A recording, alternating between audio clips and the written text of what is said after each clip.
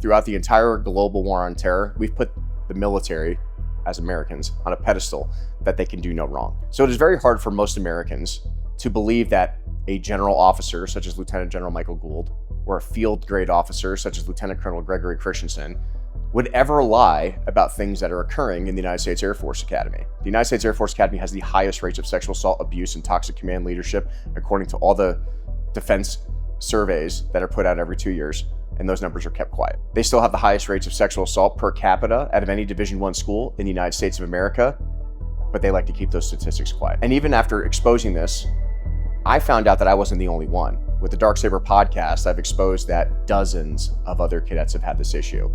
And what the United States Air Force Academy has done repetitively is that they call you crazy. Mandate that a doctor do a command-directed evaluation, CDE, and falsified my mental health records to discredit me and say I was crazy.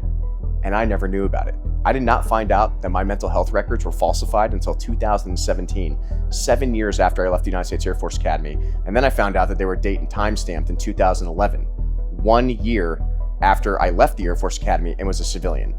So how is it that I saw a doctor a year after I was off active duty, but I found out that I wasn't the only one? This is a common tactic that the United States military and its general officers and field grade officers use to discredit their service members in order to cover up toxic command climates, retaliation, sexual assault, rape, harassment, and misconduct. But we have commanders that are cowards and can't make the right decision when it matters most. And that's why we lost 13 service members in the withdrawal of Afghanistan.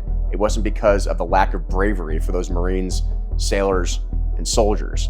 It was a lack of the ability for those commanders to have the courage to command and make a decisive decision to eliminate the suicide bomber when they knew where he was. It starts at the service academies. If those cadets are taught to cover things up and to hide things in order to get promoted, in order to get the next best PCS billet, and keep things quiet to make yourself look better, people are going to die, and they have.